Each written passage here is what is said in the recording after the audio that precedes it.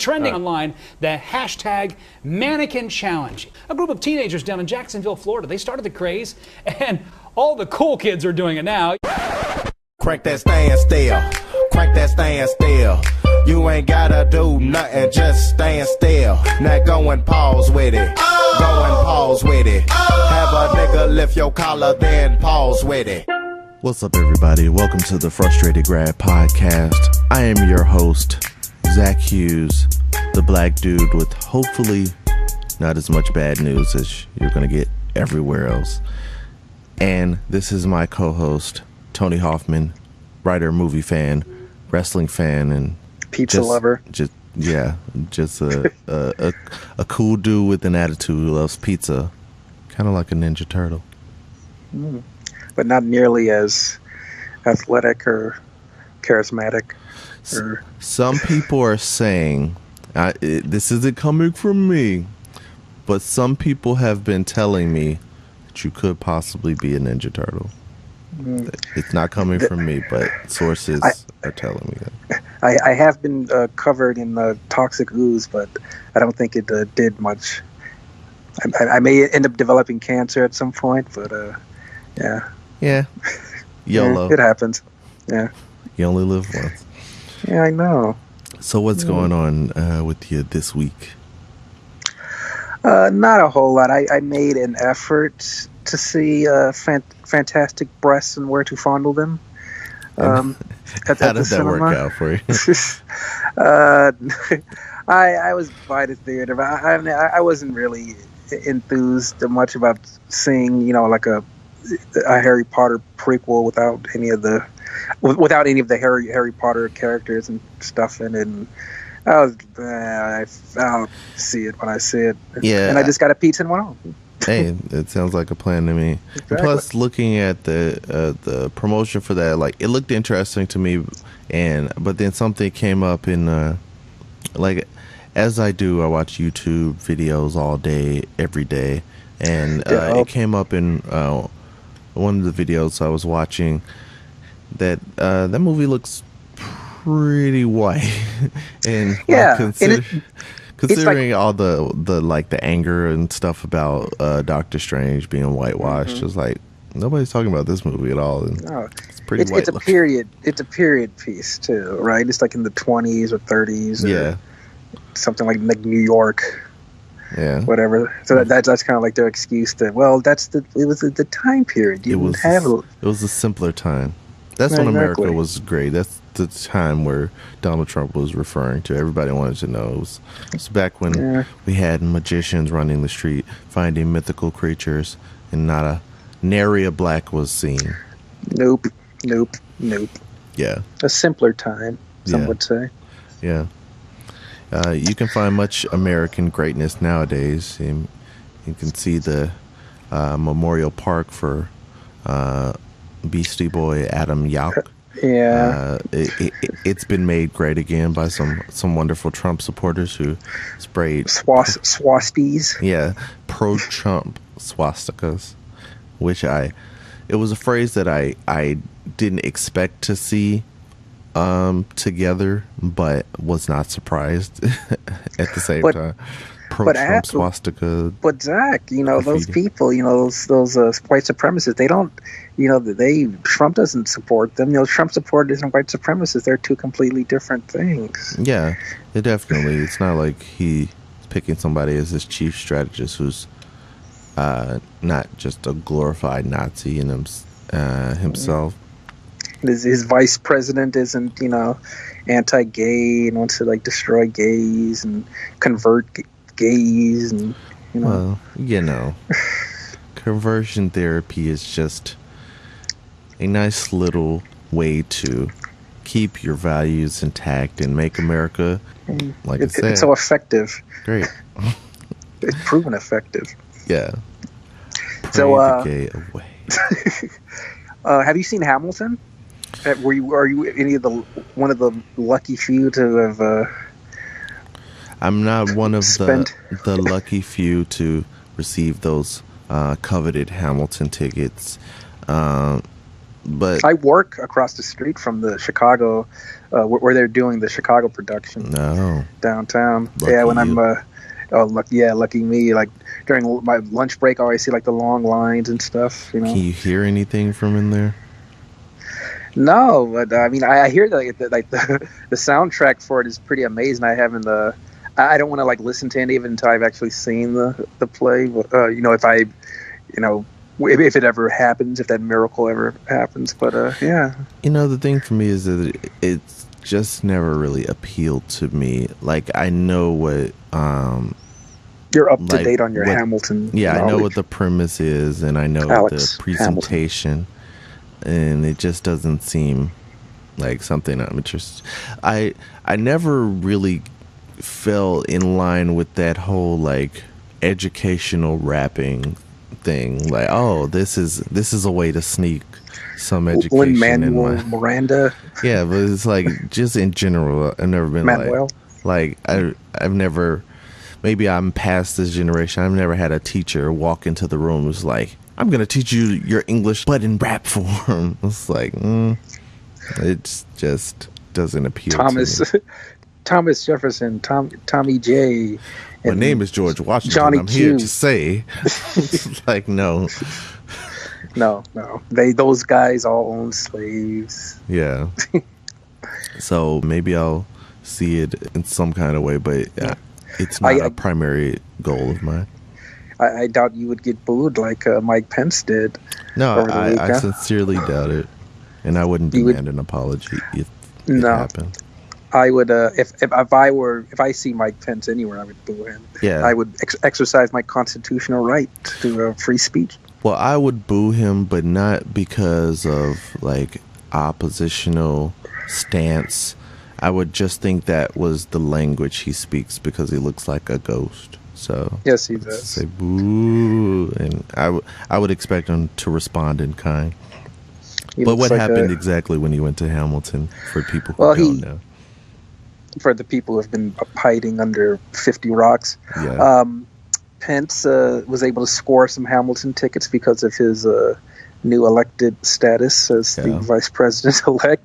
And I think it was the Friday night show of Hamilton, and he showed up there. Everyone recognized him, and he was serenaded with a chorus of boos. Pence. Oh, I thought they were going to just say Pence. Are you saying boo or boo earns? I And, was saying booer. I was saying Hans Molman. Yeah. And at one point, the cast of Hamilton at the end of the play, I didn't know that the one of the leads of Hamilton is HIV is openly gay and HIV positive. That was interesting. So this is someone that was directly affected, or could be directly affected by Pence. Pence policies. Principal, yeah.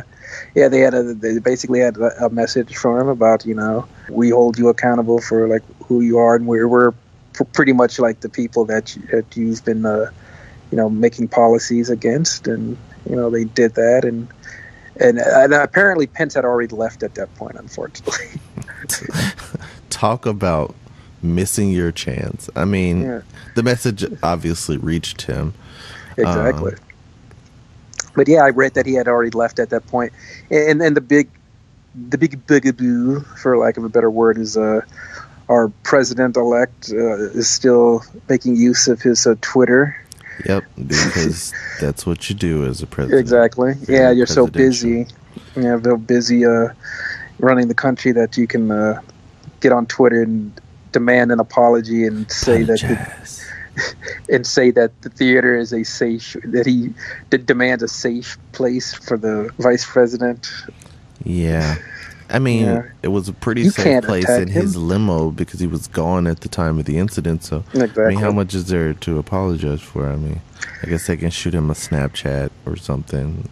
You can't express yourself at all, is what the president is saying. You have to, yeah. Somebody who really exercises his own free speech is pretty critical of other people doing so. Yeah. It's pretty frightening, especially when you consider that our president-elect settled his little lawsuit for his fake university for $25 million. Yeah. It's a nice little smoke screen for that. I could hide all the questions like how is he paying for this? Is he using like charity funds or funds from his campaign finance? Yeah, because like I've been thinking since this election happened, is like, okay, there was questions about Hillary and whether she was using political connections for her own financial gain, but this really seems to be front and center with the person who is our next president, with all the cloudiness in between, whether his kids are going to be in government or running his business or running or a little bit of both, as it seems like he's engineering, with his daughter being in meetings with the president of Japan, same daughter who promoting like her fashion dress or whatever, something that she has some kind got of criticized for fashion line that's made overseas, and she's going to be involved in running the business, but she's also one of his trusted advisors. So that's all cloudy and suspicious. This is making me sad. Yeah. That's why I enjoy having the release of like a show like Saturday Night Live, where Kristen Wiig hosted last night, and just her monologue was just a nonsensical song about Thanksgiving. It was just like this makes no sense. It's awesome. It shouldn't be as funny as it is, but it's like, yeah, we just need nonsense. Yeah, we need nonsense right now. We need what was it? The bubble or whatever that was. It's Brooklyn with a bubble on it. But yeah, we need to just live in our own little bubble. But some would say that that's the reason why we're in this mess in the first place, because when you're receiving your news from the internet, and even now you could include like certain cable news channels in that bucket, I guess you would say MSNBC is one of them, but you can consume news that only confirms your own beliefs and your own norms in your small social circle. So you can be in your own little bubble and not know what's going on in the outside world, in the rest of America, and you can be lulled into a false sense of security, because that's what you see a lot nowadays. If you if everybody out there pretty much has a Facebook page, but you follow your favorite news outlets or just look at the stuff your friends post, you have to adjust your trending topics to not just the United States but international. Yeah, but it's easy, like if you're not doing that, it's very easy to see like drilled down set of ideas and types of stories that are being presented in your feed, and the fake news doesn't help. No. Because like that's a big thing people are talking about now with all these fake news sites on Facebook. It was like, I've been noticing those every time they pop up. He's going to crack down on it, I saw. I hope so, because and I've got a couple of friends who specifically share all those crazy stories, and I'm just like this is not real. I comment on I used to do that, but I just gave up. Like, there's a friend who used to work at a station with me. He always posts these stories, and I don't know if he's trolling or if he actually believes them, but I used to comment like, hey, this is fake, right? Because like for every trending topic that like people are talking about online, these fake news stories will drum up some kind of fake story that feeds into like the hysteria of the moment. Like, exactly. So when all these shootings were going on, when you would see the crazy story, like, okay, there was the real story where guy was trying to take care of somebody who had Asperger's, and he was kind of having a moment, and he was like kind of wrestling the guy down, and a cop comes along and shoots the guy. That's a real story. But then people like one up it, and they say, oh, man in nursing home shot in a wheelchair. It's like, okay, you have to vet these stories. Sometimes you have to click on them to verify, but that's what these sites want. But shortcut around that is to read the URL that shows at the bottom of the link when somebody posted on Facebook. Like, okay, if it says cnn.co.nz, then that's not really CNN. No. It's just a site masking itself as CNN. Or like There's some like sites with generic titles, just like the Daily News .com or something like that. They're usually not real. Crazyfacts.com or something like that. Yeah. Wacky news. Yeah, it's just these crazy different sites that are like, apparently they're becoming more and more popular. It's like, I thought it was just a niche thing, but it's like an industry now. Like, there's entire sites, and if you go to some of these sites, they're like full of stories that are just like far out ridiculous things. Not even something like Man National has Enquirer. It's like crazier than that stuff. Arm-sized penis. Yeah. Stuff like that. Yeah, which is like, oh, I want that one to be real because that's very interesting. But that's how they get you. Speaking of niche things, are you familiar with the Mannequin challenge, Zach? Are you hip and down with the kids? So, I'm going to guess that this challenge is to watch the I believe the 1980s movie. Yeah, the movie Mannequin. Starring Kim Cattrall. Yeah, who was it? It's funny. Like when you look back to the 80s, it starts getting blurry. Like, okay, it was either Tom Hanks or Steve Guttenberg. All the coke makes you forgetful. Yeah, it was like, okay, who was in it? Was it Tom Hanks or Steve Guttenberg? I know it was one of I don't think it was either. Actually. Yeah, I thought one of them was in that movie. But you're thinking of Splash and Short Circuit. God damn it! I think I might be. Yeah, I think I'm thinking of Splash. But anyway, I think the second Mannequin 2 was Christy Swanson and Andrew McCarthy. I'll take your word for it. But yeah, as you should. The Mannequin challenge is taking over the internet, and I've seen storm. Many people doing it, and it's one of those things that it's the cast of SNL did it for one of their I saw that for one of their promos. I didn't click on the link. Yeah, it was for the promo for Kristen Wiig hosting. It was cute. It showed people in different positions as they like pan around slowly, and they showed two fan favorites were the dancing skeletons from the David S. Pumpkin sketch. They were involved with the Mannequin challenge, so that was cool. It's all over the place, and it can be cool depending on like who's doing it and if they have a funny idea behind it, but it can really be lame also. Like everybody getting on board is just your mom and your dad and your grandparents, Sally at the water cooler, everybody's down with it. Today's Mannequin challenge is tomorrow's Ice Bucket challenge. Yeah, but it's not even for a good purpose this time. It's like Mannequin challenge for rigor mortis research would be something. Rigor mortis research. Yeah, it's like we're trying to find out exactly the cure for the why natural. They're so stiff. we need to remake Weekend at Bernie's, but in a found footage documentary style, and it's not as easy as it looked in the movie. So we're doing rigor mortis research to make cadavers floppy again. So the Harlem Shake wasn't a challenge; it was just a thing. Like there was no purpose. It was a in movement. doing it other than, it was a movement. Oh, okay. The Harlem Renaissance. Yeah, the Harlem Shake Renaissance. Just like the Harlem Renaissance that you will see if you watched Netflix's Luke Cage. The Harlem Shake was a movement like that. But yeah, seeing everybody doing it, like the cast of Aladdin did one on Broadway.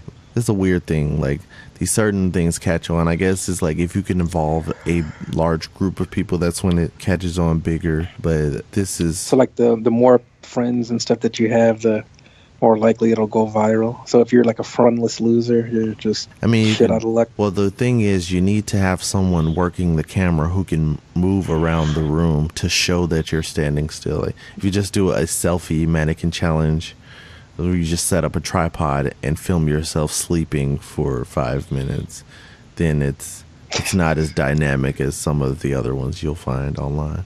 Wacky. Yeah, there was a video of There's a current cast of Big Brother and the Big Brother OTT season that's going on. It's strictly online.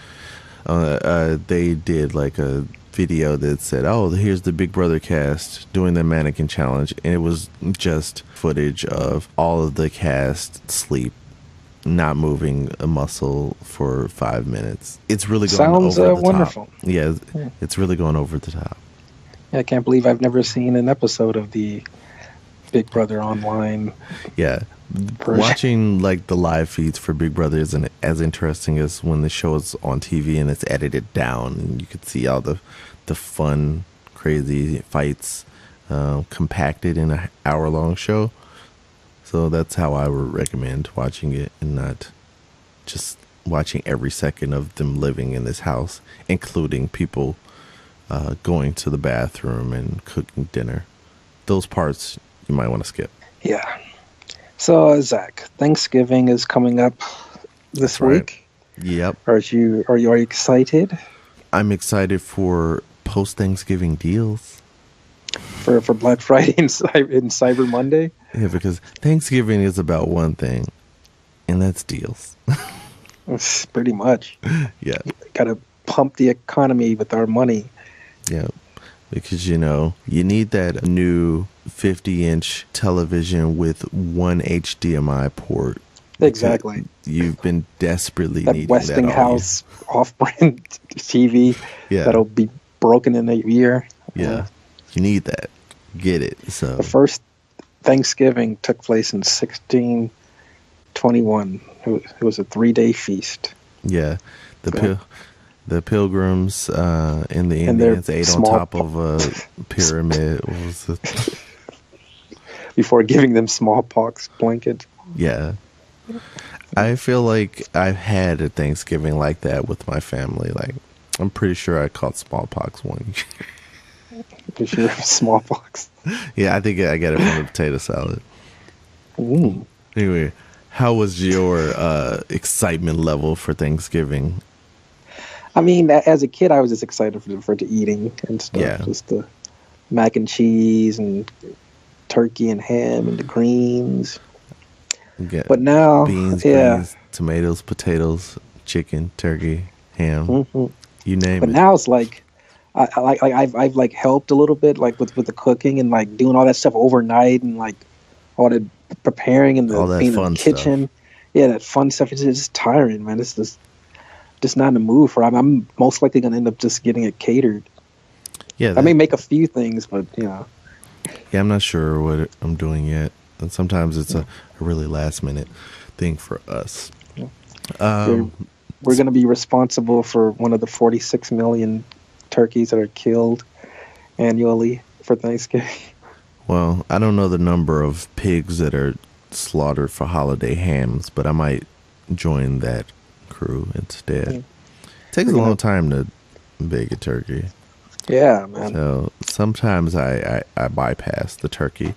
I have not missed it, because that's the problem. Is like you'll do all this stuff and you follow these instructions, and then you open the oven up and you baste the turkey. You got the stuffing going on the inside. Don't let it dry. You pull it out and you eat it. And it's like, this really could use something.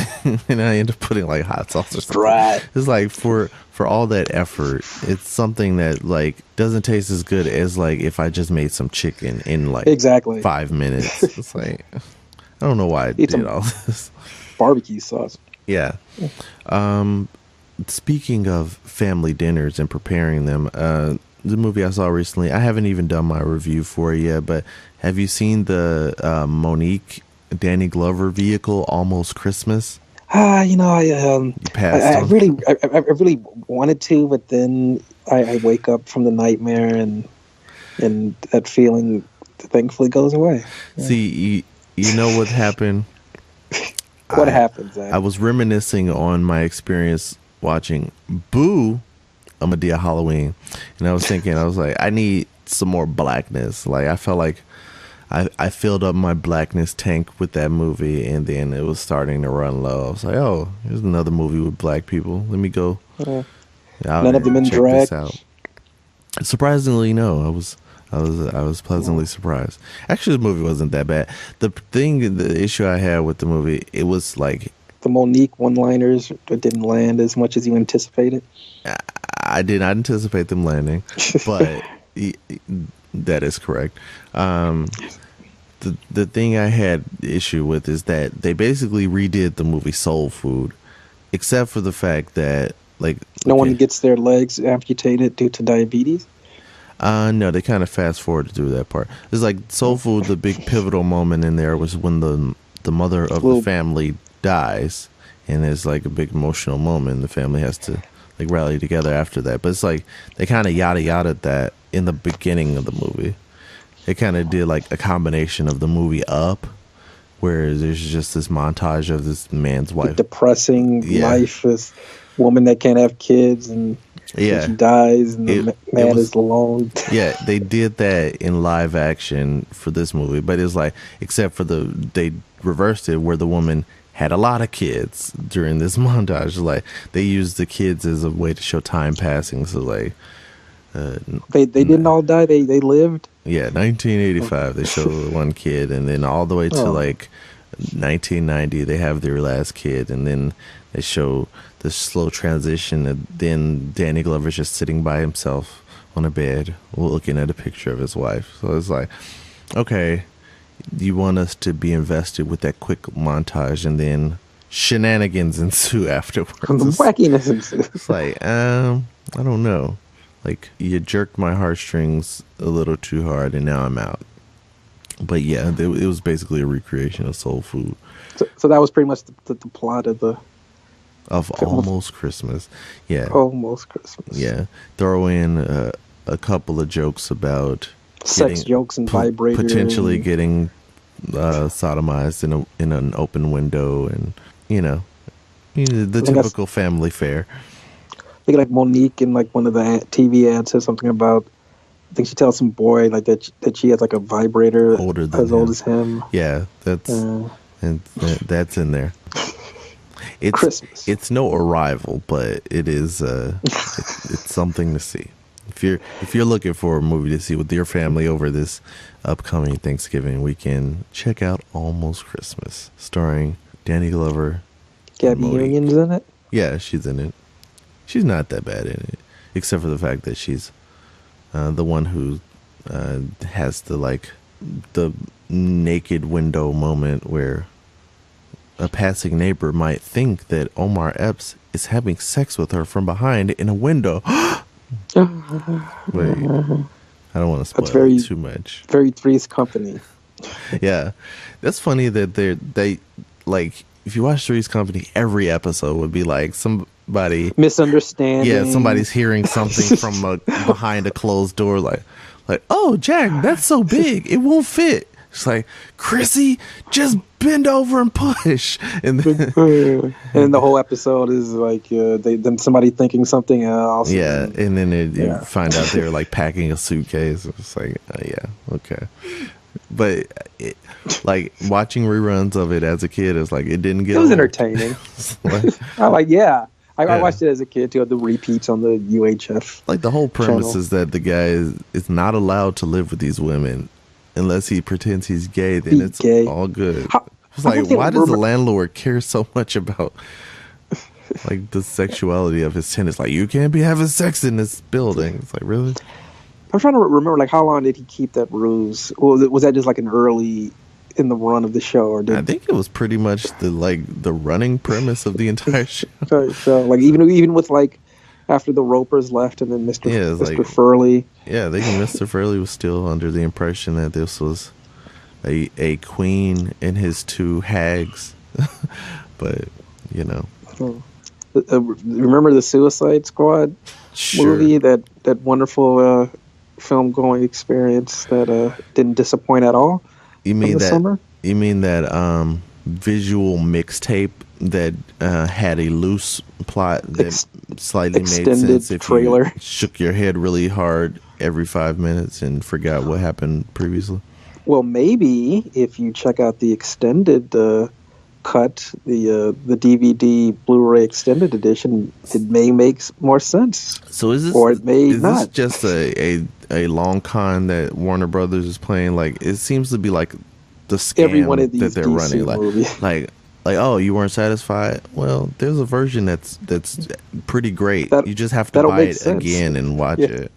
Like, that one in the theaters, I mean, that was a stupid mess. But this one on DVD, it'll fill in all the holes and all the gaps. I think if they rebranded what they were doing, they could make this run better, and it would be more in line with the culture nowadays. You could call the theatrical version of the Suicide Squad that we watched in theaters, that was the extended teaser super trailer for the DVD. What the hell? Because you have teaser trailers now, which is just a trailer for a trailer. To the teaser. Yeah. To the teaser. Yeah, so you could say the theatrical version is a super teaser extended Comic-Con version Sneak one peek. super trailer, and just say that was advertising for the DVD. It's like, oh yeah, there was all that Joker stuff that was not in the movie, just because it wasn't in the super trailer. Yeah, So exactly. check out the DVD to catch all that Joker stuff that was cut out and made our Joker basically quit. Would you like to know? Would you like me to save you some money and tell you what are some of the extra things that deleted scenes? some of the extras? Well, I can guess that it's like, okay, there's Joker stuff, there's added lines from the Joker. sure. An extended scene of Killer Croc being fed a goat in prison. Is there any extended scene of Killer Croc actually doing anything in the main action of the movie? There's a scene of him vomiting during the squad's helicopter flight to Midway City. Okay, sure. That's kind of an action. Yeah, that was needed in the movie. There's a scene of Captain Boomerang planning a mutiny with the other squad members. There's a scene, a somber shot of Deadshot in the cell where he's imagining his daughter's voice. Another sort of more character stuff with him. Back to Captain Boomerang really quick. Is there a scene that explains the fact that when Rick Flag said, you guys could leave at any minute, and he just gets his beer and runs out, and then they decide they're going to go fight the villain, and Captain returns. Boomerang is with them? Nah. Okay. Doesn't say it here. I shouldn't have expected that. There's a scene where the scene where Harley makes the squad drinks is showed in full, including the parts just shown in the skimmed trailers Yeah. that they cut from the film. It was really weird because I felt like that whole scene in the bar was added because, like, oh, we need some comedy and we need them to have this moment, and then they it seems like they slapped it on at the last second and then chopped it up afterwards. So, all right. There's a scene where Harley Quinn psychoanalyzes the team during a walk down the street. There's because you would forget that Harleen Quinzel was a psychiatrist, which they don't use those skills at all, and leave you to wonder why the hell this person who doesn't have superpowers or any unique special abilities is on this team to kill an ancient witch. She's just a woman with a bat. That would have made slightly more sense if she had some kind of specialty. It's like the 11 added minutes total, by the way. It's like it basically just sort of gives it shows like more Harley stuff, but not much with like everybody else. Okay. Sure. Is there any extra footage of Katana that would justify her existence in the film at all? There's a scene where she I think has like a confrontation with Killer Croc, and her eyes go black, and it's a little bit, but I mean it definitely could have. Yeah, her character definitely could have used more stuff to do. So. Yeah, because they talked about the fact that Watch out, her sword steals your soul. And they proceed to not show that happen once. So that's kind of that was interesting. odd. I would have wanted to know more about her. Yeah. So yeah, go run out there and get the extended cut of Suicide Squad. If I'll I be never see that sure movie to again, not do that. if I never see that movie again, I would be my life would not change at all.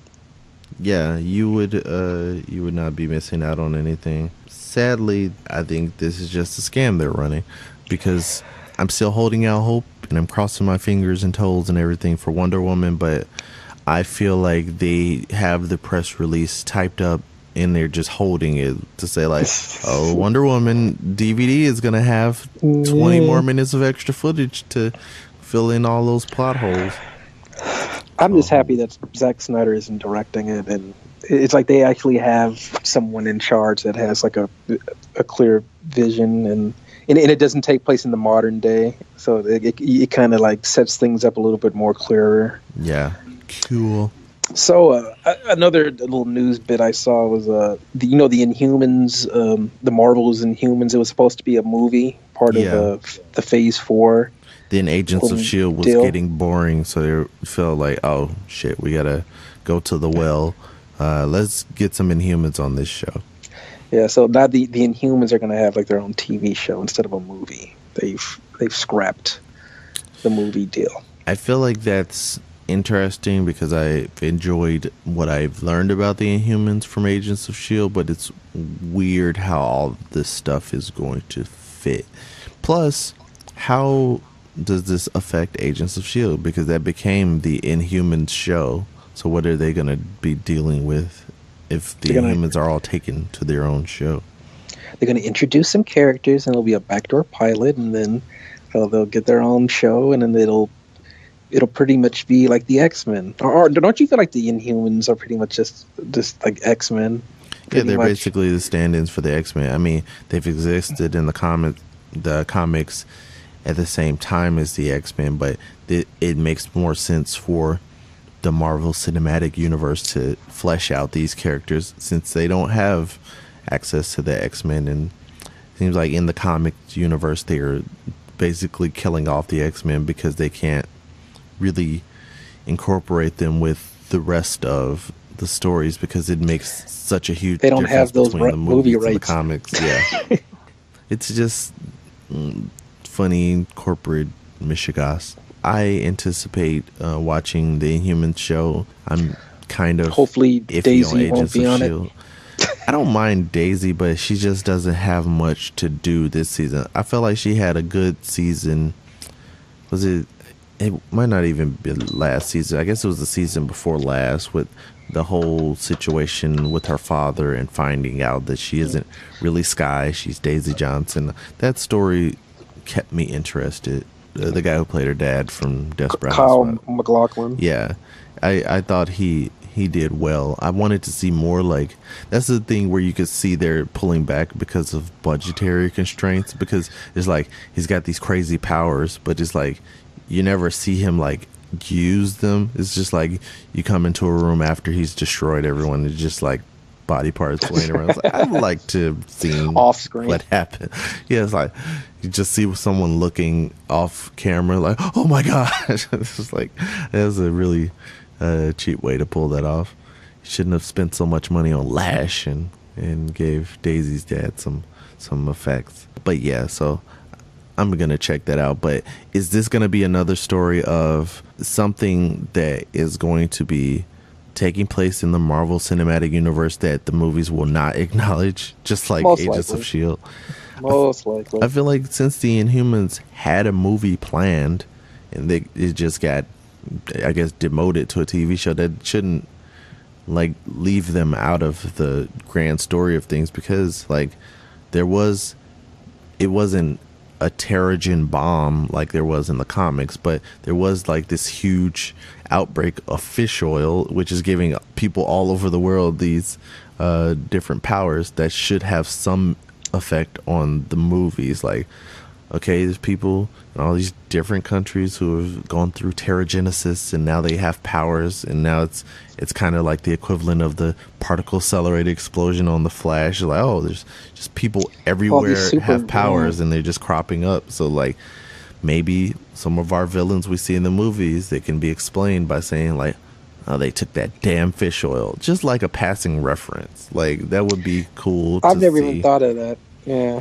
because that was the one cool thing that I like when they did like do their whole like Inhumans story on Agents of S.H.I.E.L.D. in with the finale of the fish getting tainted, and then they showed the whole thing of them being made into pills. Fish. Yeah, it was like, I really want some fish oil. It's like, I want powers. I want my powers to be activated. Yeah, I thought that was a cool like origin story for seeing like how all of these new heroes or villains were created. So I hope they kind of don't ignore that in the movies, but you never know. This machine is too large, and I guess like scheduling is like, these movies have been filmed possibly before the story has played out on television, so I guess the timeline can get kind of off if you try to stay too close with everything. But you know, I mean if they haven't acknowledged the return of like Agent Coulson, who was such a huge part of like these superheroes' lives, bringing them together, I feel like that's really just a slap in the face. Even if he could be just the only person who's like a linking thread between Agents of S.H.I.E.L.D. and the movies, because now even his role on Agents of S.H.I.E.L.D. is diminished. Like, he was placed as the director of S.H.I.E.L.D. after the whole events of Winter Soldier, but even as the director of S.H.I.E.L.D., he has no place in the Avengers when he was looked at as an Avenger in the first movie. So it's kind of sad to see Coulson getting treated like that. Justice for Clark Gregg. You see, the Deadpool 2 has a director now. They have the guy who directed John Wick, so I'm pretty excited about that. I haven't seen John Wick. I just know I've heard that it's a revenge tale about the guy whose dog was killed. Which is understandable and fantastic. You should see it. If there was a cat involved, then I might have been more eager to check it out. His dead wife sent him the dog after she died, and wait, how does she? How does a dead person send you a dog? It was sent to him like before she died, with a note and everything. Oh, yeah. She didn't send him the dog from beyond the grave. John, here's a dog. His name is Sparky. All right. Thank you. I've just written my own sequel. This will be John Wick 3, Ghost Dog Protocol. Ghost Dog. All right. There was a question, side tangent. There was a question that was asked on another podcast I listened to that I want to pose to you. How do you think CatDog poops? Does CatDog? Oh yeah. I guess from one mouth to the other mouth. Yeah, well, I would assume so. His CatDog's digestive tract. How does it work? Yeah, that's one thing I've wondered about myself, but I heard it just pop up on a podcast. I was like, let's explore it. But anyway, there is a Animation Domination. That I don't know if it's still on Fox or on FX, but they have like a YouTube channel of stuff that's like a little bit more like racier and stuff. And they have this scientifically accurate videos where they make these like animated videos, these comedy videos of like, it's usually like cartoons, like the scientifically accurate DuckTales and scientifically accurate Ninja Turtles.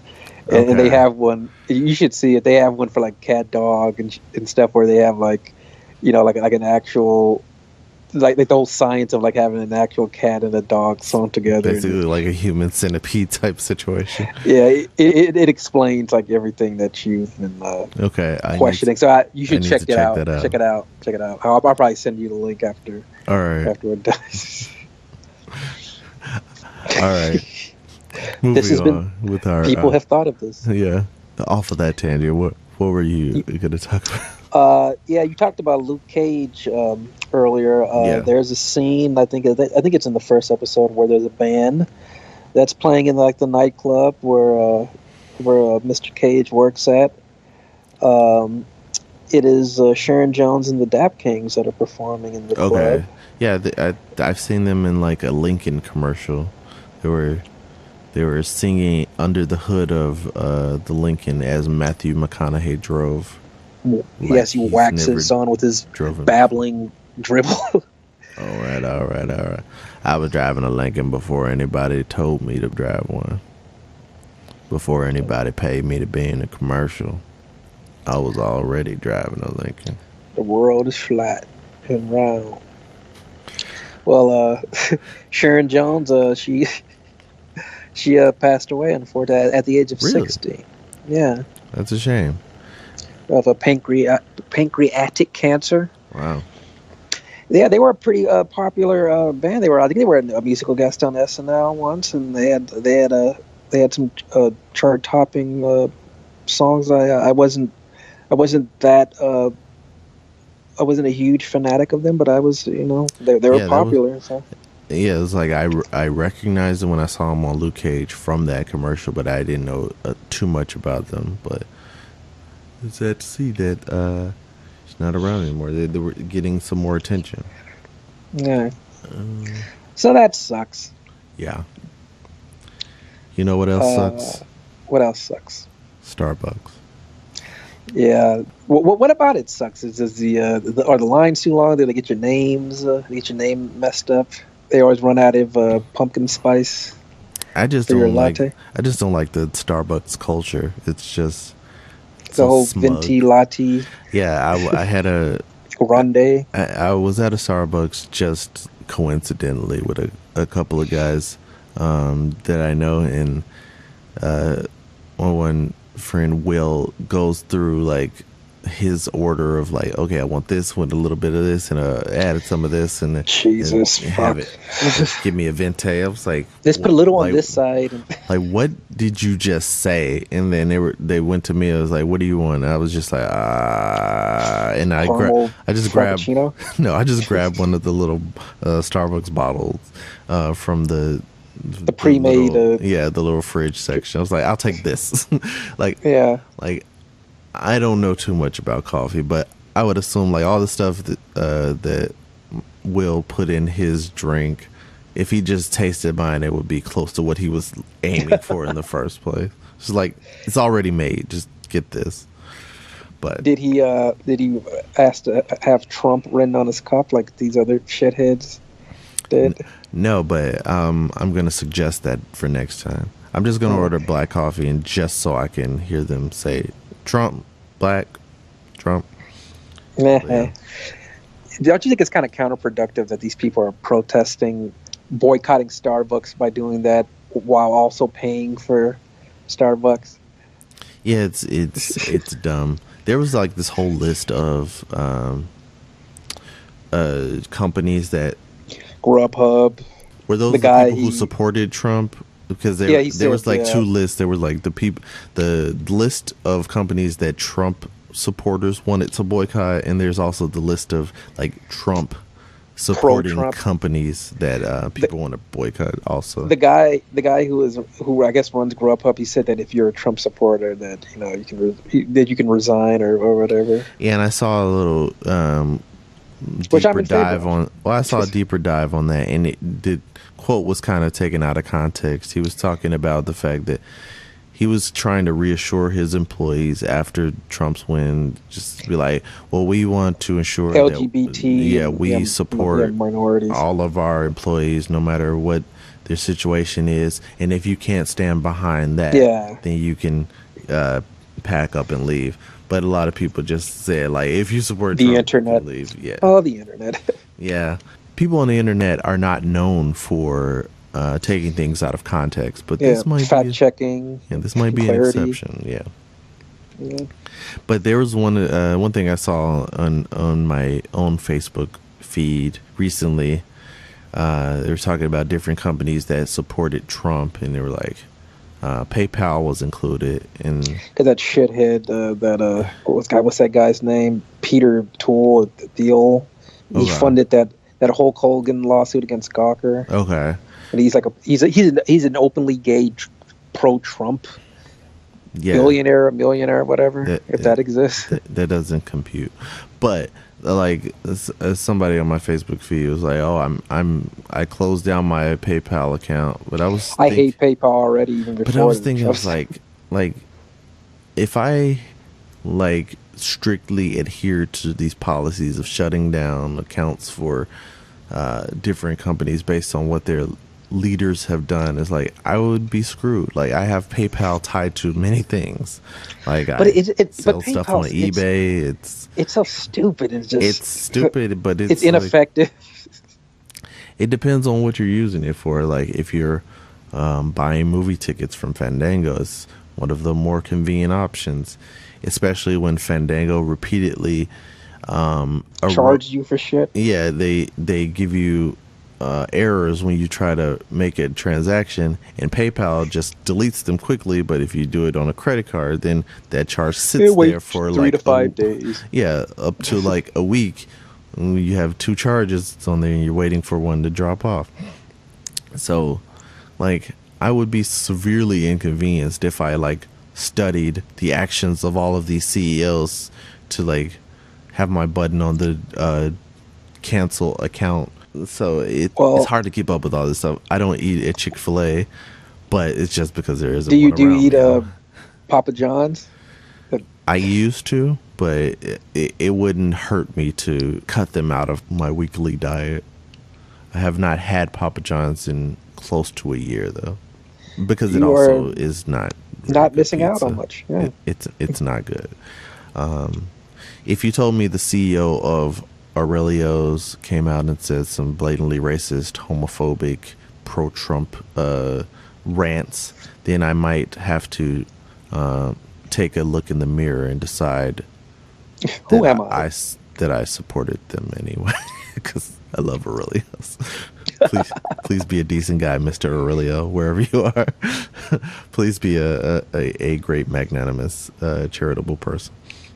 Because all these other companies is just like, why does anybody need to know what the head of this corporation thinks? Like, just do your stuff under the table.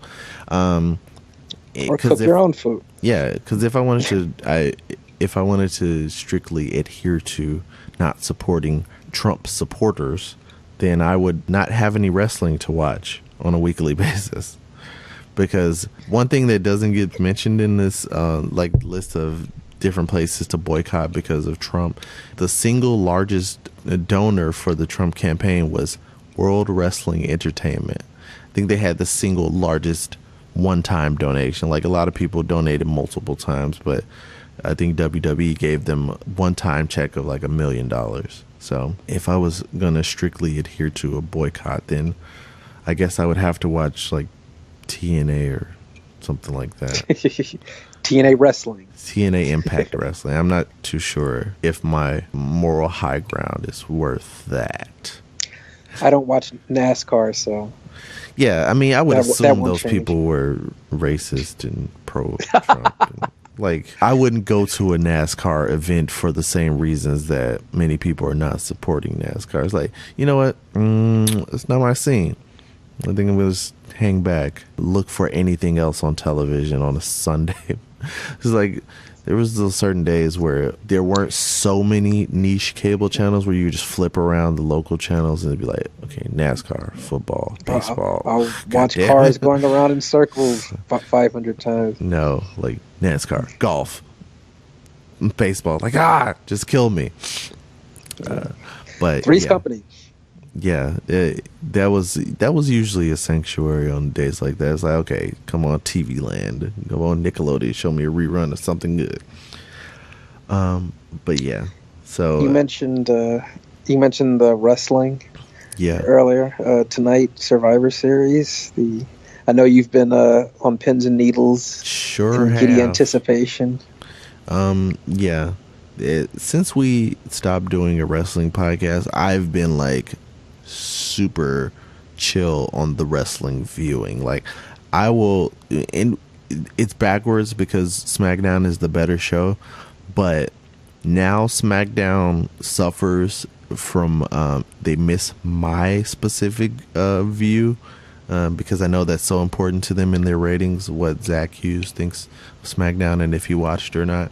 But they miss my, as they should. They miss my viewership because I'm so exhausted after Raw each week. It's like that 3-hour trial. Thank God for that is Raw. DVR. Yeah, that's what I've started doing recently. Like, I'll watch if there's like a tag match with the Shining Stars versus anybody who's like skip. Okay. Oh, they're on a commercial break. Wow, they made this match go through a commercial. Skip.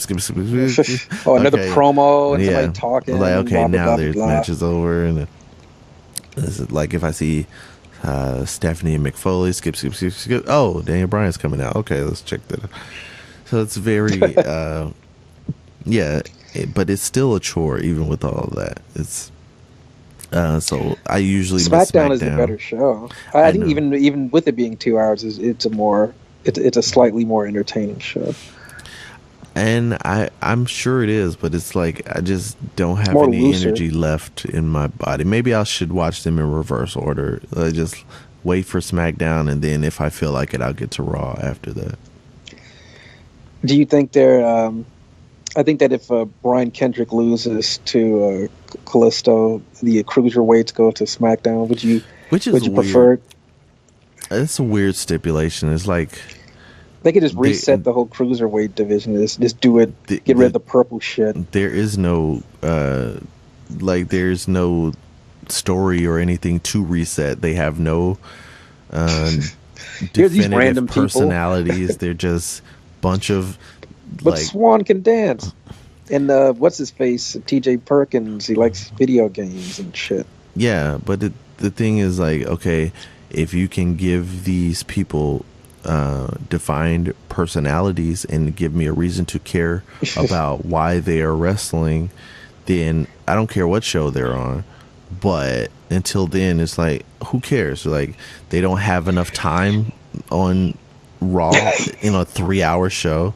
Then how are they going to have enough time on SmackDown, which is an hour shorter than that? They have their 205 live show, which it kind of gives away what how this is going to end, because like the 205 live show is taped in the arena where SmackDown takes place immediately following SmackDown.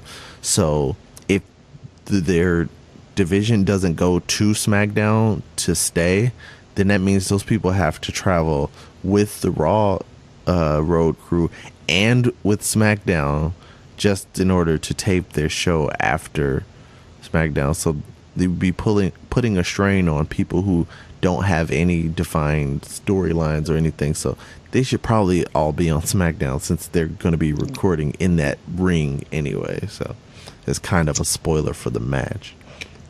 I realized, I think I was like watching something where they mentioned that like if the Miz like loses to Sami Zayn and they have to take the IC titles from Raw, like SmackDown would only have like one main like belt, which would be like the World Heavyweight Championship. So I don't think the Miz is going to lose. No. I think they need to have that belt on SmackDown.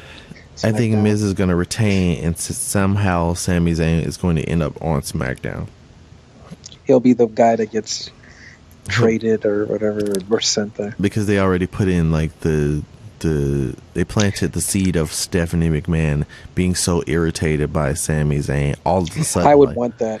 I think that would be awesome, actually. Yeah, but it was just like out of nowhere that she developed this character trait of hating Sami Zayn. Like they've never even interacted with each other before. It was like, you're so irritating to me with your ska music and your upbeat attitude. It's like, okay, sure. Paperboy hat, newsboy hat. Yeah, so it's like Canadian. Yeah, so it's like, okay, this is planting that seed for him not being able to get the job done against the Miz, and then she's gonna fire him and he's gonna get signed to SmackDown. Why did they have the New Day get their asses kicked by Braun Strowman and Jericho and Rollins the other night. Did you see Raw? Yeah, last week. I don't like that, and I think if you watch like these are tag team champions. If you watch that thing they called the State of the WWE, it was basically a glorified version of Talking Smack. But Daniel Bryan was talking about that. It was like, okay, the New Day is supposed to be so great, but they lose every non-title match. So like being critical of Raw is like Daniel Bryan's thing now. So he's like, the New Day lose every non-title match. Non-title, they sure do. He's talking about just all the flaws that he sees in Raw's writing. I mean, without saying it's writing per se, but he's very critical of their show, which I think is funny. Foley was right in telling him that Natalya should be on the women's team. You're one of your probably your most experienced female wrestlers, and even on the Survivor Series team. She's the coach with her whistle. Yeah, and they had to have Nikki Bella on it.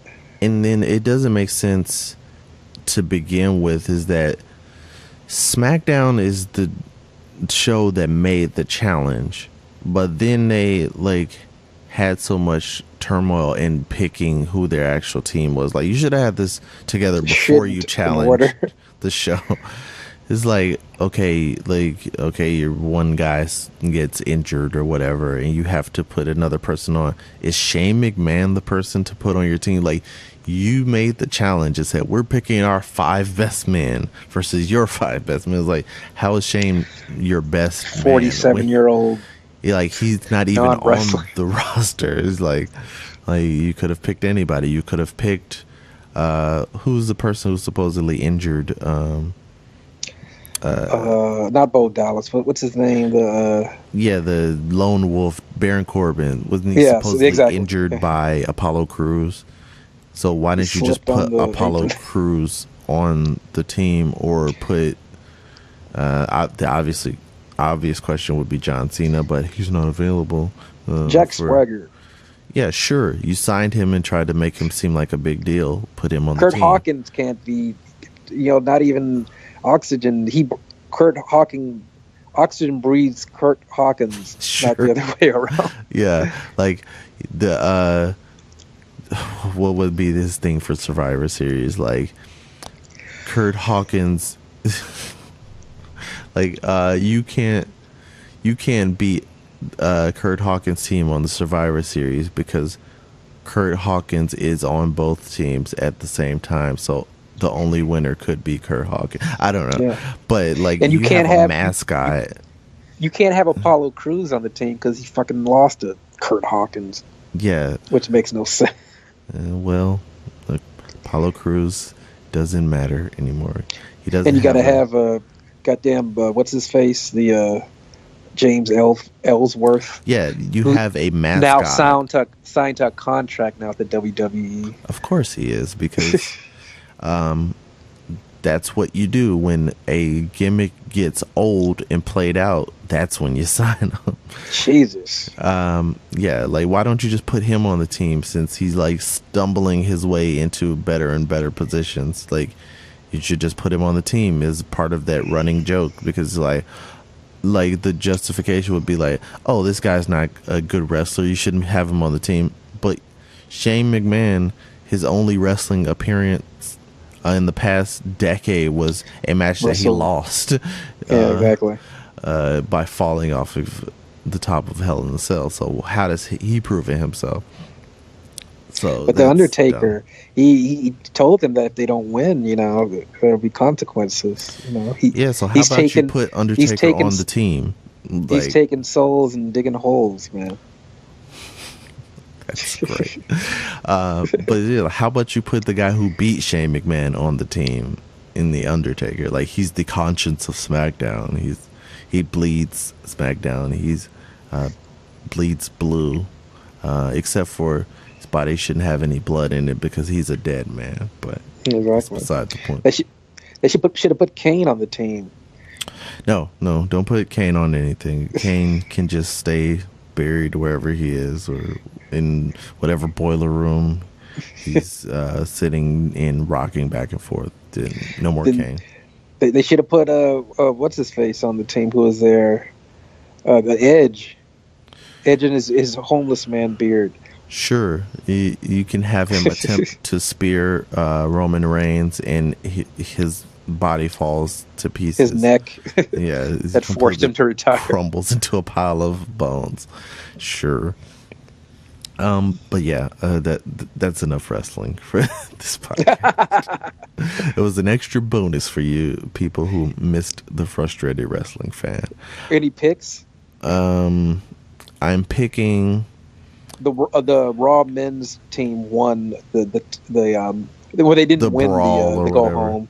The go home, they fended them off. So do you think that they'll lose the? I feel like since Shane is on the team, then their team should lose, because it should be like a wake up call. Like, what the fuck were you thinking? Like, you just put a non-wrestler on the team where you challenged them to pick their best 5, and you didn't pick your own best 5. So they should lose based on that. And then Miz should like rub it in everyone's faces, because he will have won his match and like, I should have been on the team, you idiots. You picked the commissioner to wrestle, and he lost it for everybody. The Raw women's team got fended off by the SmackDown women's team. So do you think the Raw women's team will win? They should win easily. The Raw women's team is better, and much like the Raw men's team, they have their closer who should not be beat. Like, Braun Strowman should not get pinned on his in his match. So, like, having one of these up-and-comers from SmackDown beat Nia Jax is not a good look. So I feel like she's going to be the person to squash like half the team. So, I mean, that was the thing where they talked about this also on the State of the WWE Union. Like, Daniel Bryan was making his argument for SmackDown women being better because he's made them into important figures on the show in a shorter period of time. They've had less TV exposure. But it's like, okay, sure, you can say that, but like, the Raw women have main evented Monday Night Raw, and they have main evented a pay-per-view, which you've had SmackDown women in a match you called the main event, but it wasn't actually the last match even on SmackDown. So they're not as established, so that means they shouldn't be the winners of this match. You have more experience, you have more star power, and you have a fucking closer on the Raw women's team that there's no reason they should win that. So I feel like it's going to be at least the 2 main matches that SmackDown will win, unless they're probably trying to put SmackDown over somewhat. So I could see them trying to figure some screwy way to get Nia Jax like counted out or disqualified or something stupid.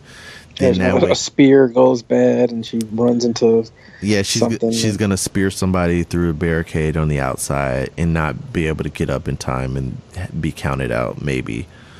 So I could see that, because I feel like the point of this is to make SmackDown seem important so that they're more on par with Raw, even though that doesn't need to be proven to anyone at this point. But that's usually how they go with these inter-promotional matchups. So the tag team match, I feel like even more so than the men's match, that should be a blowout for Raw, because like they have a couple slapped together tag teams like Cesaro and Sheamus, but they have the New Day, Enzo and Cass, the Club. They're like even outside of like gimmick wise, they are the strongest teams, and they've had the most like build up and the most interest. You don't believe in the Fandango tag team? Like, why is that even? Why are they even on there? That's like if you left, because what are Goldust and R-Truth on the team still for Raw, or did they? There was a thing where they supposedly traded away their spots for timeshares. So I guess if they were still on the team, that would be the equivalent of the Goldango or Fandango and Whatever Tyler they are. Breeze or whatever. So like there's those two joke teams that don't belong there, but then like there's more than two joke teams on SmackDown side alone. Like you've got like the But you don't- Vaudevillains, you got I like Breezango. the Usos, and I like American Alpha. They've been and they've just been like swept under the rug. They had this crazy feud that's just like been forgotten about. But you also have teams like Breezango and the Vaudevillains and what's the other team? Mojo Rawley and Zack Ryder. Like these aren't The Hype Bros. the But the Hype Hype Bros aren't Bros. necessarily among the great The tag elite. teams in history. The cream of the crap. They're more of the corn of the crap. And I just thought of that just Nice. now. But I don't feel like there's any reason why Raw should lose that match. It would not be a good look. Wrestling. Are you? I'm still considering should I go to the Raw and SmackDown tapings in Chicago after Christmas. I didn't even know there were any coming up. I would say you should check them out. If for nothing else, but to get some cool pictures that maybe we could use Exactly. on a podcast or somewhere on 26th and 27th at the Allstate Arena, cool. So December. day after Christmas, you can call it Red and Blue Friday or whatever you want to call it. I don't know. Meh. But yeah, so that's Wrestling our wrestling talk. talk for this episode. So there you go. People who have been clamoring for another edition of the Frustrated Wrestling Fan. And I feel like that wraps up this episode of the Frustrated Grad podcast, unless you had anything else that you wanted to mention before we left. I saw Westworld last Sunday. I really liked it. I'm glad that I'm watching it now. And How do you feel about Bernard being a host? I like it. I like it. The whole thing with Anthony Hopkins' character and Jeffrey Wright. Yeah. I like that. I like where that's going. I like the Sandy Newton and Continued nakedness. well, that's always a plus. I just like the whole concept of the show. I'm down now. I'm down with it. The one thing I want to say about this, and sorry for anybody who doesn't watch Westworld, but this is a slight spoiler, but I just feel like it's sad. Like, if that timeline theory is correct, that means, like, this entire journey that, what's the character's name? The one who's off her loop, she's on the train with William. Evan Rachel Wood's character? Yeah, the journey that she's on now, she's on a journey of self-discovery and to possibly maybe escape Westworld. But if the theory is correct and that he is also the Man in Black character in the future, that means that this entire journey she goes on is unsuccessful and she ends up being put back on a loop perhaps 30 years down the line, and she never ends up finding a new purpose, unless that's like a new version of her that's just exactly the same looking. But I doubt it. I would assume that somehow her journey and her mission fails and she just gets put back into the loop. So that's a sad thing to think about when watching her story play out. I enjoyed the scene where I don't know the name of the actress, but the one that was going haywire that they had to repair, and then she ends up. Were they lobotomized? Yeah, they lobotomized. Clementine, I believe, was their character. Clementine. She attacked the guy that was trying to like. Yeah, which was control. funny is that he was a host that was programmed to be read as human. It was like, well, that was already your red flag to be like, oh, they have those. So this one, like, he's supposed to look and be perceived as human in every way, but he's not. So it's like, oh, there must be more of those out there. We don't know who's who. Yeah. Yeah. I apologize for saying that guy and he and that person. And, I'm new at the show. Hey. And I'm bad with names. Yeah, in all those male gender identifiers. You should take that cisgender hate speech elsewhere. Anyway, I think that's it for this episode of the Frustrated Grad Podcast. Give out your deets so you can be contacted outside of the podcast. Sure. It's my handle is at Anthony Hoffman. That's Facebook and Twitter. My Instagram is at Tony Hoffman Shy. That's Shy CHI. There you go. All right. And I'm on Twitter at Zac from Chicago. That's ZAC from Chicago. You can find my YouTube channel at youtube.com/Zac Hughes. Again, that's ZAC Hughes. And I'm also on Facebook. Search Zac Hughes if you want to. You can follow the podcast on Twitter at FrustratedGrad. Find us on YouTube at youtube.com/FrustratedGrads, as well as listening to the audio version of this podcast on frustratedgrad.com, as well as iTunes and Google Play Podcasts. So that's it for this episode of the Frustrated Grad Podcast. Thanks for listening. Thanks for watching. If you're watching, Thanksgiving. Happy Thanksgiving. And that's all you get for today. Oh, snap. All right. What's our hashtags and our episode title? Let's figure that out. Something to do with Thanksgiving or turkeys, along with something else that we mentioned. Trying to think. We covered a wide array of topics. We did some mannequin challenge talk. So, turkey challenge, mannequin turkey. Mannequin turkey. Black Friday. Black mannequin. It's not easy being a black mannequin. Black mannequins matter. Almost Thanksgiving. We could say that. Doctor's wedding ring from a man's penis. I'm glad we missed that one. I watched. Why? I already saw that story on Weekly Weird News on the ETC YouTube channel. Give me some Dap Kings. Fish oil and turkey sandwiches. I feel like mannequin turkey is still sticking out of my head. Yeah. Involuntary mannequin challenge.